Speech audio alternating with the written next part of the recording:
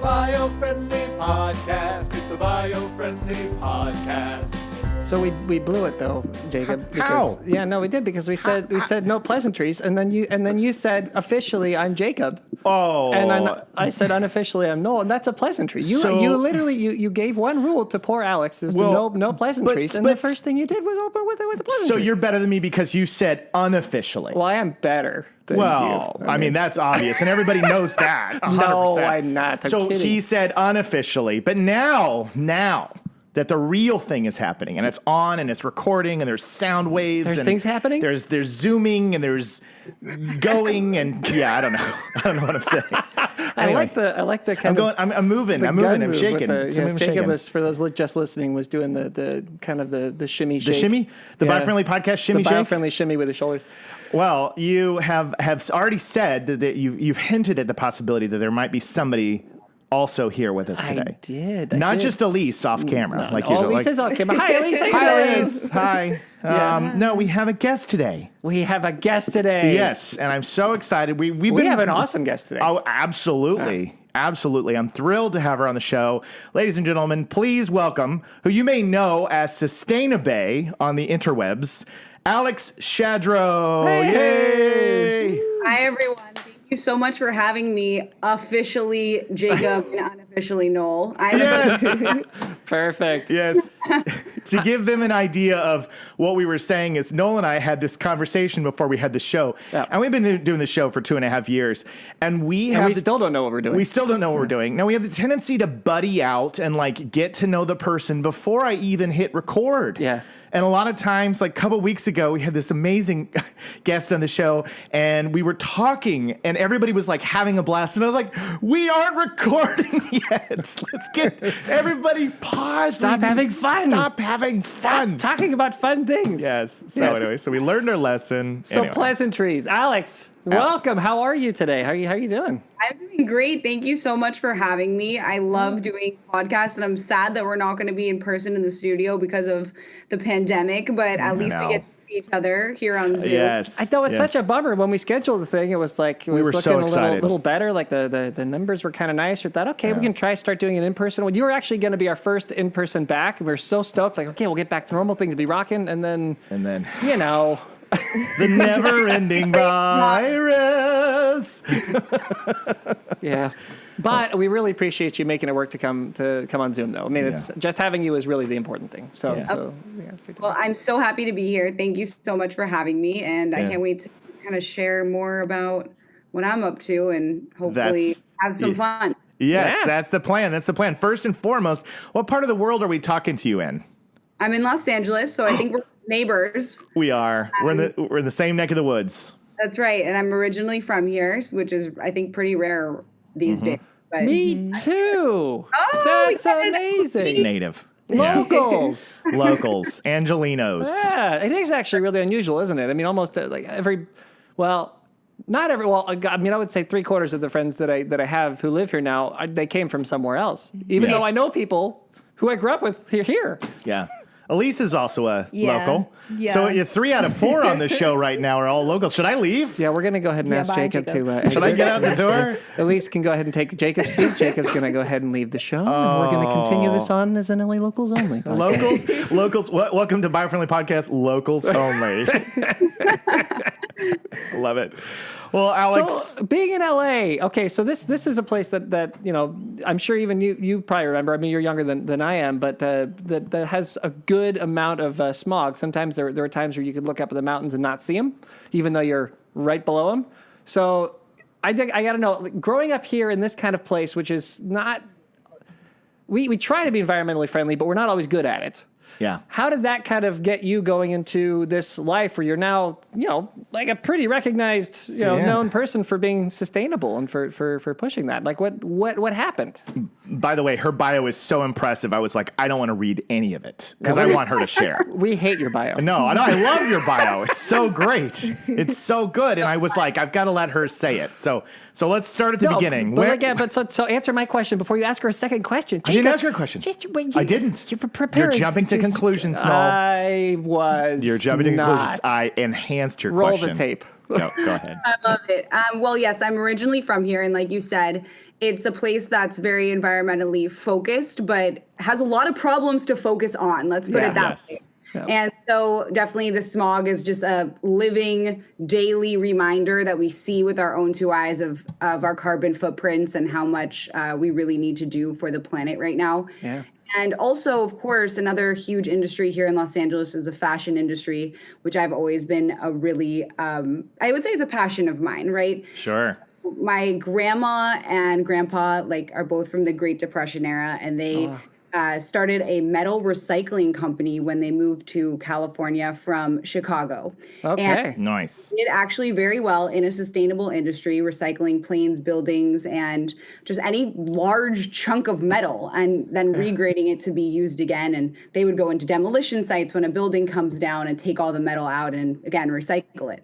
So my Nana is 96 right now, and she totally is a rock star. She's running about town in a way that we wish that she wouldn't because we're scared. She really is out there, and she is my fashion icon. So I've always been very into vintage fashion, and she, after the Great Depression, was I need to have every single piece of clothes that exists. Had clothes from all over the world. And so it's kind of funny because this legacy of recycling metals, which is what my family does, but also this legacy of fashion that is both within my family and within the Los Angeles area, kind of helped mold me into the person that I am today. And I did really, I love what my parents do. I love what my grandparents do and their legacy, but I'm definitely more interested in the clothing side of things. Growing up, going to Melrose, going to the most iconic vintage market in the world, the Rose Bowl vintage market. Obviously all the style and glamour of Hollywood. And so I was very much into fashion my whole life. And I really never asked the question of what's going on with the fashion industry until I started buying my own clothes. And at that time, my parents are very big believers in independence and financial independence. So essentially got cut off from them. And my fashion supply started going really dry at that point.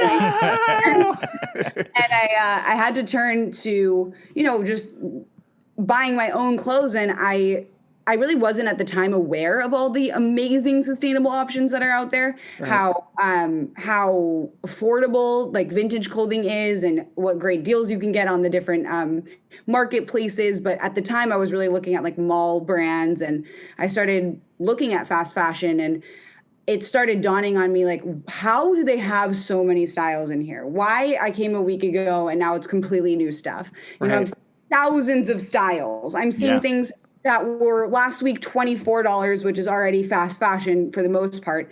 And now this week it's discounted to a $3 bin. How is this possible? Yeah. And the wall is 90s clothes, but not from the 90s. They remade all the 90s clothes. It's basically they're recreating full decades of clothes again. And so I started asking myself, how is this happening? And it's kind of like a Twilight moment. You can see it in my eyes right now. I'm what is going on? There's something happening here, and I don't like it. Well, add a zoom effect that goes right into your eyes when you say that in order to really enhance. Dun. That's perfect. So basically, that's when my quest began on researching researching the fashion industry, its impact, really being a leader in creating solutions to those problems that I was finding out. But I do think it was always inside me just because of my family legacy of recycling and reuse and sustainability, that I would find a place in this world and in any industry that I could be a part of that. And I'm happy, honestly, I hate to say it, but I'm happy to not be sitting behind a desk and going over the proponents of aluminum day in, day out. Yeah, that's awesome. No, it's good. You get to. It's nice. You get to kind of push on the family business in its own way, because it is recycling, it is reusing, and but you do it in something you care more about, and that you can really dig into, and that you do a great job with. So it's really that's just really fantastic to hear. It's green DNA, right? It's in our blood. Yeah, right. Just like you know. Yeah, just like you know, you're the same. It's because you're natives. You know, if you come from places like Oklahoma, you're not really worried about the weather that much. You're kind of it's hot. Yeah, there's a tornado. Yeah, let's go back inside and eat. Yeah. Well, but since you've come out, though, look at you now, Mr. Environmental 20 years, podcaster. 20 years. And quite the Changing the planet. fashionista, I think, as well. Well, She's talking I to two mean, fashionistas right here. I mean, can't resist these clothes. So when you so what are your favorite? You mentioned the Rose Bowl market. I mean, do you still go down there? And if you do go down there, should we meet you at some point there and do like a remote and you can show us like what you love about it? Shopping and how with people, Alex. Yes, and how people can shop to find stuff and do better. Yeah. I would love to do that. Would that be cool? So actually, going back to Jacob's question, just to give like a little context before I dive into the flea market scene. So after this whole twilight zone of shopping on my own, I essentially discovered, what is so bad about the fashion industry, which I'm sure we're going to talk about later in this podcast. I discovered like alarming facts that like once you know them, you can't unknow them. They live inside your heart. You're so disturbed. You can't shop fast fashion. And so I started like discovering the marketplaces, Depop, Poshmark, Mercari, Citizen, Grailed, the list goes on and on, eBay, Etsy, right? So I started discovering those as options for sustainable fashion, and also great brands such as like Eloquii or Reformation or like even Tom Shoes, like just all of these different great brands that are out there that are doing better. I'm not going to say they're perfect, but they're doing better. They have transparency.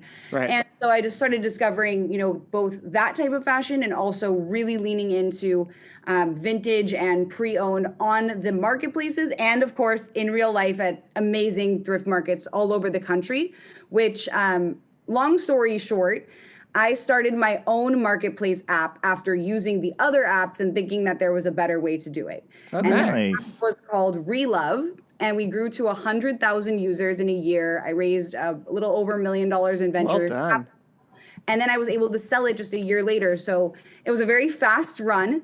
And Relove was different because unlike any of the marketplaces you see out there, it had a built-in sharing component, which was actually the name Relove. Reloving was a part of the app. So even if you don't have anything that you want to sell, you can still participate in sustainable fashion by reloving other people's items to your profile and making commission when they sell to your fans. So essentially like Pinterest meets Poshmark is the best way to put it. Cool. That's a really great idea. Yeah. Thank you so much.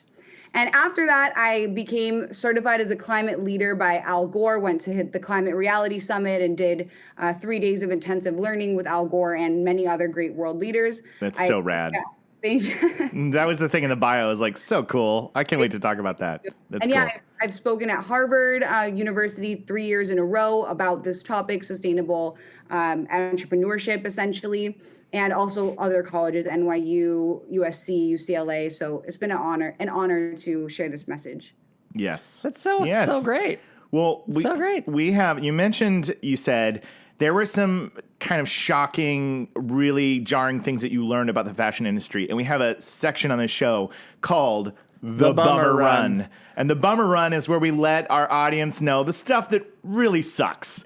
But we try to get it kind of distilled into this moment so then we can move into, all right, what are we doing for change? How are we going to, uplift and move forward and really make a difference? So right now I want you to hit me with some Bummer Run facts that or like are some of the ones that really, really are like, ugh, everybody needs to know this right now.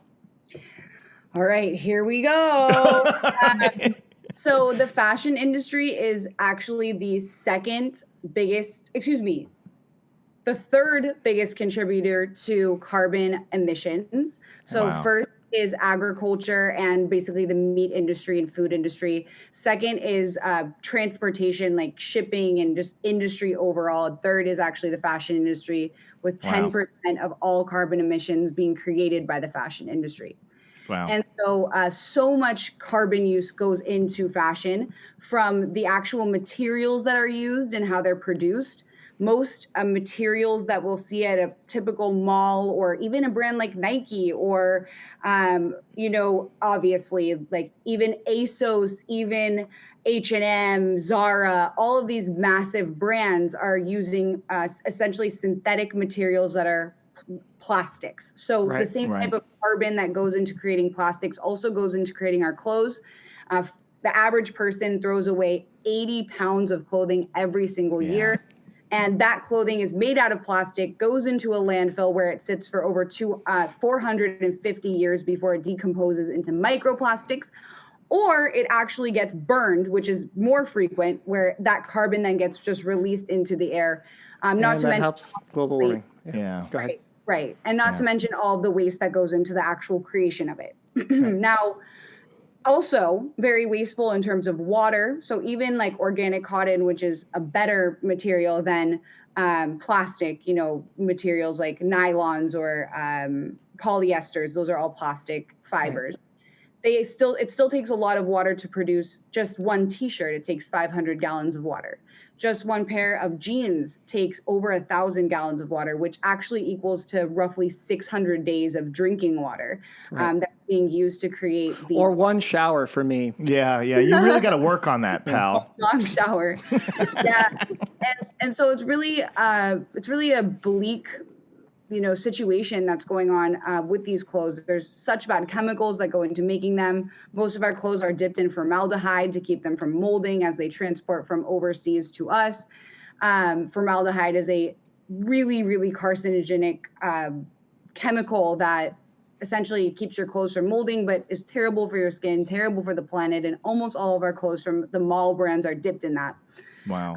Also, just in terms of the actual like labor and unethical labor behind our clothing, there is so much essentially modern day slavery going on, both here in the US and abroad, and just exploiting people terribly. We're talking 14-hour work days, 30 days per month to earn less than $30 US, which is like, people are like, okay, well, $30 US is like a lot in another country. It's actually not. It's not enough for them to live off of. And so these people are selling themselves to these warehouses, to these factories, and to make barely enough to send back home to feed their families as they live in these warehouses, which are crumbling, tumbling, with terrible gases, horrible for them. And also so much of the dyes, pollutants, and chemicals that are used to make these clothes then go into the agriculture of these areas where the factories are, go into the water supply and cause horrific diseases, horrific illnesses for these people. So it's really, really a sad situation what's going on predominantly in fast fashion, but even the luxury brands are not above, using wasteful materials, burning their clothes when they don't sell. So many big fashion houses would rather burn their inventory than have it discounted out in the world. So it's been it's really hard to kind of swallow all of that information. And ultimately, the only clothes that are sustainable are the ones that are already made, especially made to last using great materials like wool, or even, I obviously do not advocate for leather, but if it's already out in the world, if you find like a you got to use it. Right. That's a material that will last. Even denim is a material that will last. And so what we already have out there is really the best. Most sustainable. Well, and also with leather, again, it's another one of those things that if we handle it differently, it would. I mean, look, everything dies. Everything dies, right? Yeah. So, but that's not the way we procure our leather. we don't wait. Yeah. If it was done in a much more humane way, then it might make some sense. We just kind of live wrong. But I was gonna say, so that was a rough bummer run. She brought the heat. I asked her to bring the heat, and she brought the heat. And you hear all the problems. But I got to say, we started somewhere. We started with your grandparents.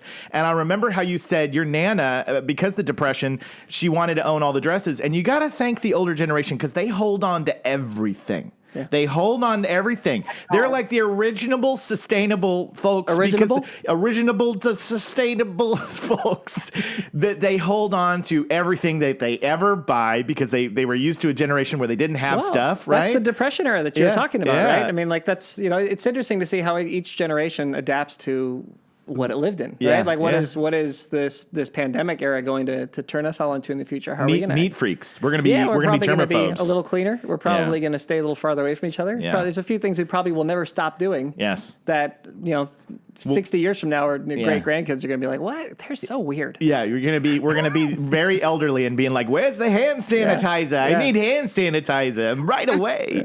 It is funny though, isn't it? How you go from that generation back from Depression era times, right? Where people did literally, it's like you saved everything because you did not know if you were going to have anything. Right. So if you had it, you had to keep it, and you had to reuse it, and you had to use it until it was gone, and then fix it and just keep at it, right? Yeah. How we've gone so far from there to now, it's like I'll have my water in a throwaway bottle, temporary container, and I'll buy a shirt, and then I'll be done with it after a couple wears, and I've got to get something new. I've got to have the latest and greatest. I can see why, especially for you guys growing up here in LA, this is a hip town. And this is, very fashion forward, and people are always, by the time you get the latest threads, you go out and you find out, oh, those are out of style now, and I'm uncool. They barely have any formaldehyde on them anymore. I know. What's the point? I was gonna say, I'm sure we have like the most influencers per capita here. I haven't looked it up, but I'm sure we do. So it's Probably. always about, what are you wearing? What are you presenting? What is your personal brand? And obviously a lot of us succumb to even just like making our fashion purchases on Amazon, impulse buys. There's now gone from 4 seasons of fashion to 12 seasons of fashion. And that's what you're There's seeing. not 12 seasons in a year, Alex. That's impossible. Do they have names? Do they have names? Have they been given? But that's how many production runs that companies are doing now. Wow. Is 12 different collections and sometimes even more. And what they're doing is they're making their clothing in the least expensive way possible. And I actually have my stats pulled up to the side because no one can remember all of the exact. Of course. There are actually 40 million people in the fashion industry that are enslaved today. They're considered modern day slaves. That's crazy. They make less than a fifth of the pay that it takes to survive in their countries, and 80% of them are women. So again, these companies are making the clothes as cheap as possible, paying they're paying, I'm going to use the word very loosely, their laborers almost nothing, using materials that are really low quality, made out of plastic, super cheaply made, and then they're producing, let's say, 300 to 500 styles 12 times a year, and each style has, I don't know, 100,000 or more. Nobody needs that much. Nobody. Or more. 100,000, I'm sure, is on the really low side. And so what they do is they basically say, okay, as long as we sell like 20% of our styles that we created, we can throw away the 80% because we've made our money back that covers all of the costs of operations, even profits on that 20%. And that other 80% can literally go to a landfill, can get burned. We don't care. And that's where we're at in fashion now. Yeah. Wow. So, but then you stepped in and it's getting fixed. Because Sustainabay is on the way. Well, I want to know single-handedly, Jacob. Single-handedly. I know, but I think it's a big part of this, which is, pat yourself on the shoulder. Well, here's the thing. We're all trying to make changes, and so you did have to step up because most people hear stats like these.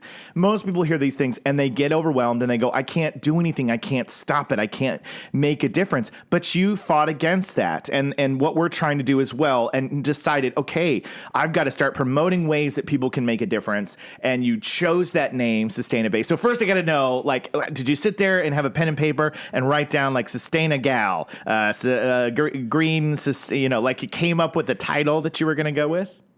Honestly, I overuse the word babe in reality, much. And Sustainababe was taken, although it's not even an account. It's just one of those dead accounts. So I just needed Sustainabay, and it stuck.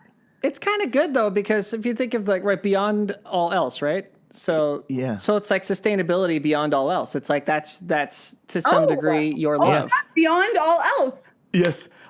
He told me that Right? that's the origin of Bay apparently, and I did not know that. He said apparently Bay comes from beyond all else. I think Elise actually told me. Is it Elise? No? Wasn't Elise? Cool. I didn't even Somebody know hip and somebody Well, I hip- learned it somehow. I'm sorry. Somebody hip and very young told said me. to us that was the origin of Bay, and so even if it's not true, even if we're creating a total urban legend, That's absolutely true. We're gonna go with no, it. I have reliable people who said these things. You can't and even they're remember who I'm told sure you. it's true. I'm going to go ahead and say it's true because I love it. So now Yeah. it's now it's true. It's gospel, basically. So it's nice. So it's like that's it's like your partner kind of, right? It's like you and sustainability are together forever. Yeah. right. Yeah. That's definitely true. And I've been in the essentially secondhand fashion industry since college when I started my app.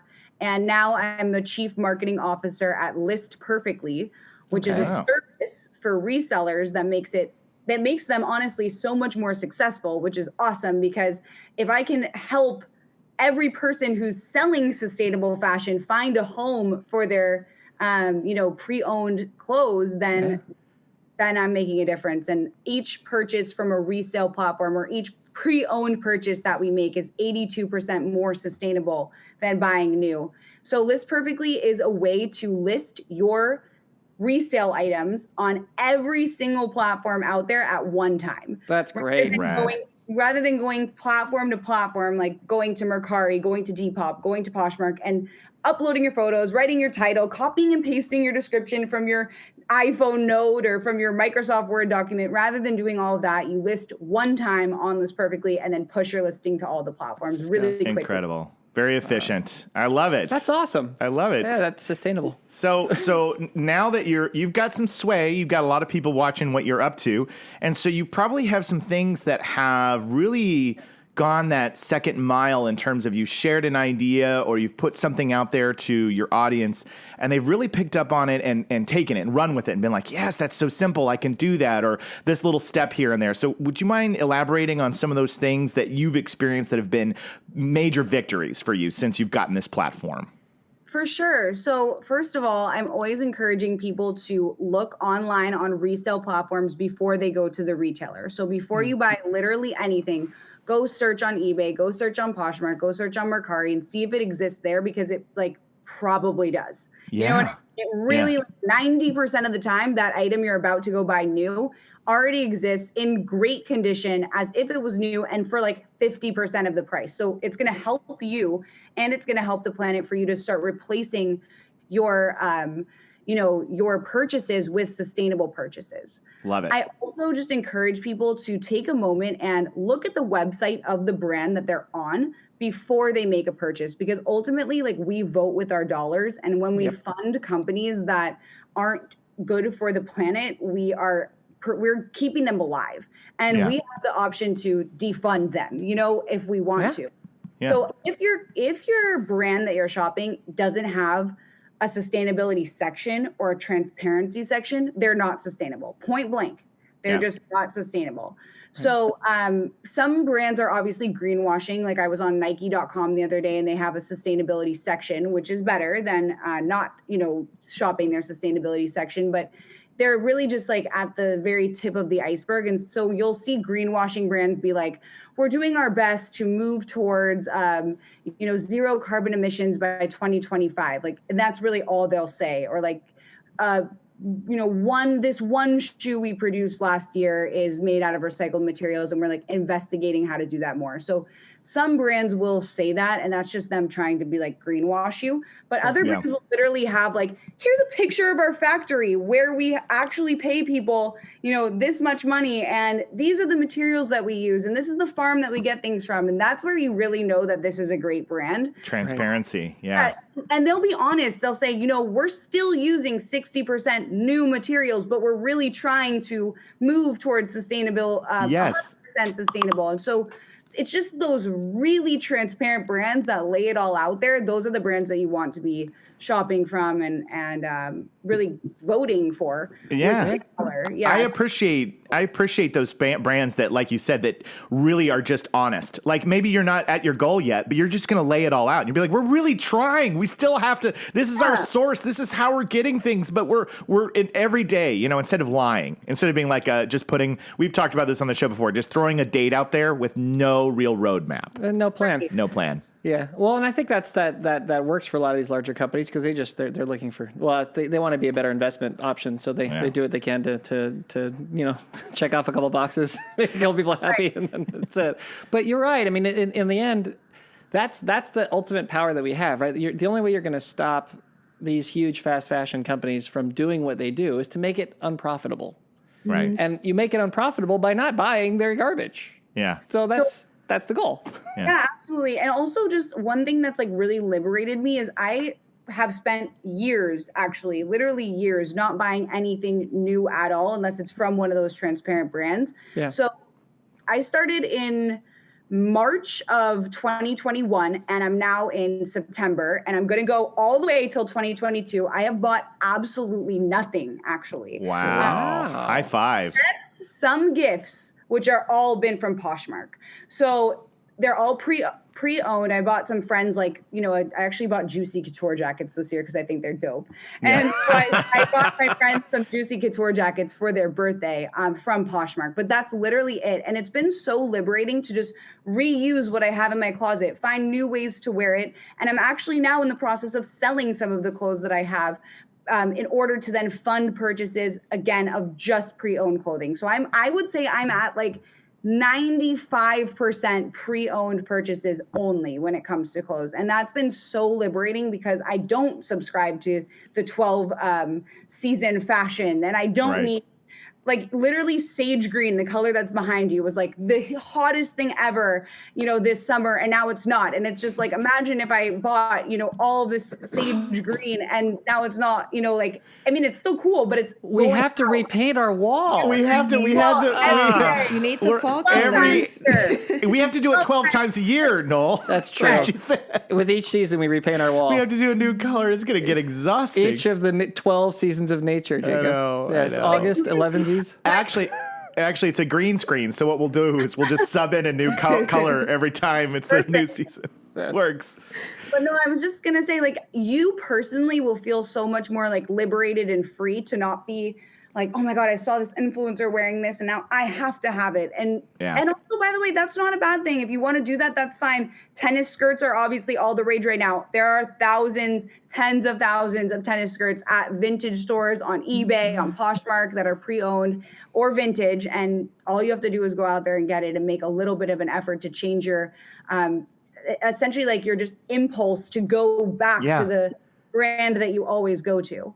I love this Google research thing that is such a great tip to give people because it's just like with anything, just that little extra step. That doesn't take that long to sit down and type in a search for what it is that you're looking for. And if you did that before you go out and shop and buy something new, that's just such a simple, painless green step. Yeah. You know what I mean? Yeah. I love it. Yeah. I mean, most of us are already buying things online. So we're searching on wherever we are. Bloomingdale's, many people buy clothes on Amazon, which I cannot cancel Amazon pack.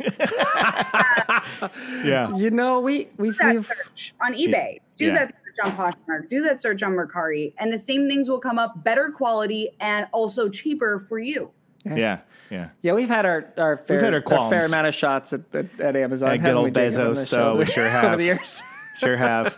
So it's good to support, these smaller businesses. We've made friends with a lot of really cool secondhand clothing companies along the way. And we just hung out with our buddy Topper down at Good Fair. Have you ever heard of Good Fair? I have. Yeah. So they're doing a really cool thing as well. We love this idea because these clothes are a lot of fun. That's the neat thing about it is you can really kind of make your own unique statement by putting together something creative that already exists. It forces you to be kind of a clothing artist in a way, and I love that. Topper. I was looking at her page too. I'm been stalking it the whole time. Nice. That's what you're there for, at least. It's Thank you. nice. And it's okay, she's not buying clothes all the time. That's awesome. Okay, I'm gonna just start going to Poshmark. I haven't bought clothes at all this year. So it's time to go to Poshmark. Yeah, I love it. I love it. I have a page also on Instagram that's in my bio. It's called Thriftspired. And Okay. literally, it's called Your Daily Thrifting Fix. Every single day, we post sustainable fashion brands and resellers that have literally hundreds of thousands, millions of pieces of clothing. So if you're ever looking for something really dope curated for you, just go on @Thriftspired, and every single day we're posting something cool or cool seller. That's rad. So, all right. So now what we'll take our moment to try to work this into what are the easy things that people who don't want to change their lives, because that's kind of the thing That's who we're trying to reach out to. What are the couple of easy things that we could change? Like would as an example, like let's say, okay, one less shopping trip a year. I don't know. Like what would be like the easiest, simplest way that some person who's like, I don't want to change things, but I'll change one thing. What would be like a couple of simple things you could say to somebody who's gonna do it, but they're not like gonna really make a big effort They're to gonna at be least help, lazy Americans. help a little bit, Yeah. en masse.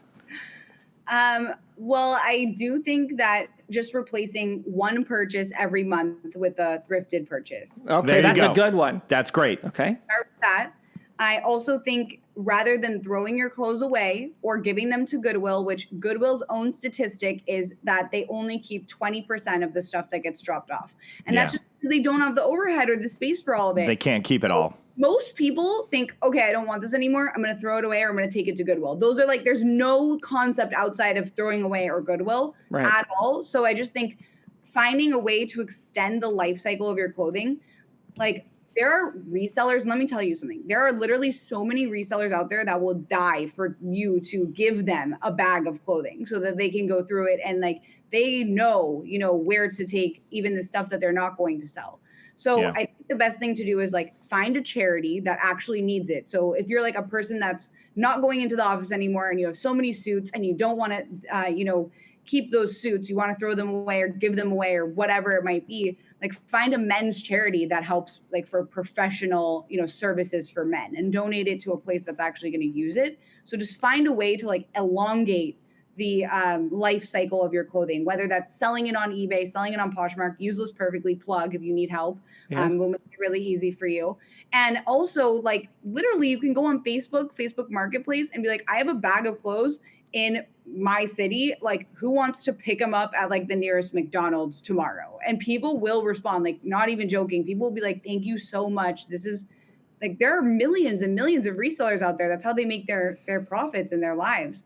Yeah. So just finding a way to like not throw your clothes away is the best way to also make a difference. Or learn how to stitch and sew and mend all of your used clothes together and build that hot air balloon you've been dreaming of. I have been dreaming of a hot air balloon. And travel around the world in 80 days in your used clothing. There's also some really cool like brands that do like have recycle programs. So Madewell, the denim company, they've been doing better. I'm not going to say they're super sustainable, but I love this particular program that they have, which is that they take any jeans that you have. It doesn't have to be Madewell. You donate it to Madewell, you bring it in, and they actually turn the denim into insulation for homes. And they work with charities like Habitat for Humanity and different charities that build homes for those that are not as fortunate. And they literally like put it into the insulation of the home. So there's like just finding a way to not, again, throw away your stuff and find a way to elongate that life cycle is a really good way to do it. That's a perfect thing for me because I wear the jeans until there's more holes than jeans. Yeah. Yeah. And so I don't feel good giving that away to people. No. But if I could give that to somebody who could turn it into insulation, I mean, that's really useful for me. That's a good tip. That was a pro tip. Thank you. I want a home insulated with only jean jackets with pop collars. So that's like the coolest house in the neighborhood. Yeah. Like, I don't know what it is about that house. That guy seems like... Exactly. That's it. Well, you have done everything that we have dreamed of and hoped for on this show, which is you've given people, action items that they can do, things that aren't going to really be outside of their comfort zone. And then you've actually suggested things that are pushing a step further where they can really make a difference and make a change. And are there any kind of parting thoughts that you'd like to share with our audience before we wrap up the show? Well, just one thing. Thank you guys so much, first of all, for having me. And Our Of pleasure. course. Thanks for coming on the show. So Yeah. good to have you. of course. And then I guess the one thing I would love to leave people with is sustainability is not everyone doing it perfectly. It's everyone doing it imperfectly. Thank you. So just make I love it. I do kind of like to push people past like just your one purchase of a thrifting item is like so much better because like we actually do need to do more than that. But Sure.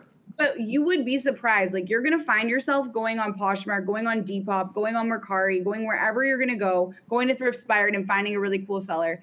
You're going to exchange that one purchase with a thrifted purchase. And while you're there, you're like, hey, they have this, they have that. So it actually is just about kind of building these pathways to sustainability. And so just thinking about, how you can do better and then making those changes, it might feel small at first, but that's the first step to you doing more and more and more. And so I just think, don't get overwhelmed. Remember that every one thing you do does make a difference. Buying one t-shirt that's made 100% from recycled materials or that was pre-owned saves 500 gallons of water. That's a significant amount of water. So That's a shower. That's a Knoll shower. Yeah. a lot more than a shower, honestly. I know. We're totally joking. messing around. We're But I joking. want people to know, it really does make a difference. So just start doing that and then have that help you kind of build a way into more sustainability for yourself. I mean, you described our show again. Absolutely. We always have guests that describe our show better than we can. That's the whole point of the show is yes, do the one thing because that's the easy thing, and then what we find, we get these great comments back from people saying like, yeah, I thought I was just going to do that one thing, but now I'm doing he's this inspired to do more. Because it is. It's just once you kind of learn about it and get interested in it and try it, it's amazing how you sort of embrace the whole thing. It makes you feel good. It does. Your heart feels better. Yeah. So you're only required to do the one. but we're tricking But you. if you decide you want to do more and you feel like you've been fooled, that's okay by us. We're fooling them. Yeah. We're being secretive. We're saying like you just have to do one, and we know they're going to get addicted to doing it all the time. And the fact that we keep telling them we're fooling them doesn't seem to be sending them away. No, it doesn't. They keep coming back for more. I get it. So that's the great thing about the American people. You could say we're fooling you, and they're like, "What? Like what? No, what? No, I'm not. Wait, still? But you already. Sorry. Anyway, well, thank you. So, and again, real quick before you go, tell us again the platform that you made. So if people want to sell their stuff, they can easily list it on all the different sites, and then also just how to find you so they can follow you on social media and any other last support you. Yeah, things so they can find you. Well, first of all, I do want to just say, and I really mean this, like I'm open to DM. So if you have a question about sustainability, please DM it to me. And if I don't know the answer, I'll point you in the direction of someone that knows the answer or just point you to the right website. So just at Sustainabay on Instagram, definitely follow me and follow at Thriftspired, which is like thrift plus spired. Cool. Rad. Yeah, Thriftspired on Instagram, Sustainabay on Instagram. And finally, if you are interested in selling online, ListPerfectly makes it really easy. We cut the time that it takes by like 80% to list online. And it is really true. The more platforms you sell on, the more likely it is that you'll get your item sold. So Perfectly makes it really easy to get your item sold quickly. Awesome. For the very specific folks in our audience, is it listperfectly.com or is it a ListPerfectly app or is it ListPerfectly.com. Okay, listperfectly.com. Awesome. Yeah. Thank you so much. Alex Shadrow, this is the time in the show where we do our little wrap up. So we're gonna release you. You're free. You don't have to sit here and You're witness. no longer required. You're no to longer required to watch chained. us struggle our way through the end of the show. Sustaina beyond all else. So thank you so much. You're now officially a friend of the Biofriendly podcast, and we look forward to scheduling a Rose Bowl shopping spree at some point in time. We'll do that remote. That would be amazing. Thank you guys so much. Cool, Thank you. We'll see you next time. Bye. Bye. I borrowed Elise's bye. Yeah. You stole Elise's I'm bye. so sorry, Elise. I've gotten used to it heard now. it. It's The like- whole show's I heard it's ruined. The show's ruined. We can't do the Start text over. now. Get her back on. Get her back on. We Get her gotta back do it here. again. Get her back. Oh, what a delight. She wasn't trapped like John was. That was hilarious. So we're like, you can go now, John. John. He's like, John, you I can- can't okay. leave the call. Like, okay, I guess John's going to be on the tags with us. Which, by the way, was awesome. It was I really awesome. liked her Instagram page. Yeah, she's got a Yeah. great Instagram page, and she's doing great things. And I loved her energy, and she was so fun with her little dun dun dun eyes, and she dropped some mad facts and some hard truths during our bummer run. But we were able to I think still inspire people make some She differences. follows one of my friend's business accounts on Oh, Instagram. well, so I was there you like, go. Oh my gosh. Hey, friend of a friend. Right. I It's was like, this is crazy. 6 degrees of Elise. 6 degrees of Elise. Right. We should start doing that. That's a good bit. 6 degrees of Elise. Wow. If we just follow it until until we can get. I want it to be that Elise is the most plugged in social media person alive. And so we could have you have DiCaprio on here and there's a 6 degrees to Elise. There's literally it'll always lead back to Elise. Yeah, absolutely. I think does. we're onto something. The Olympics led back to me. When we have Leo and Al on the show, we'll say, you may not know this, but you are actually less than 6 degrees of separation from Elise. Exactly. That's the goal. That's what I want. What I want. Oh, you guys. Well, she was great, though, right? Yeah, it's I crazy loved her. because you don't see many young people doing sustainable things or out that open about it. Yeah. And influencers, you don't really see that many. Yeah, there's Yeah. a lot of well, she mentioned greenwashing, and I don't want to accuse influencers of greed because they're doing their best, they're living doing their their life, best, right? yeah. But people they talk about, oh yeah, no, Yeah, I they care do about it this, for the I care about promo that, and the money. right? Yeah. But they don't actually go out there and live it and teach you how to do it and get you Yeah. into the middle. Like she really. Yeah. She really First taught. of all, she's incredibly qualified, and Yeah. just had just done so many cool things. And her sister as well. Yeah, Yeah, I was looking at her page. Her sister almost doing the same thing, I think. you're kidding If me. you come from that family, Yeah. you can't shake the need to be sustainable. It's in their blood. She wasn't Exactly. kidding. It is. It's really great. Well- but she is. She's doing it. She's out there getting it done, doing it. and was a great guy. So it was nice to have her. It was nice to have her. Yes. So I'm looking forward to our Rose Bowl trip. Yeah, I agree. Should we wrap it up? Yeah, I suppose Okay. they've heard it. You've heard enough of I've us. heard enough of us. We are your beacon of light in a gloomy environment. Carefully avoiding neonicotinoids. We are the Siegfried and Roy and Meryl Streep of podcasts. This show blows. No! What? No! This show's a joke. Oh. Never believe. Step 1, chill out. There. Hey, he got that one, but he didn't get the other one. Spilling the tea since 2019. Sustainably perfect. No. It's the Just definitely perfect. Technically awesome. Radder than Friday. French than French. French is mustard. Technically Perfect. perfect. And I think that's it. That's it. So before we get out of here, we have to say cheerio. Bye. So much better than when you did it. It is so much better. You're not wrong. You're not wrong. Biofriendly podcast. It's the Biofriendly podcast.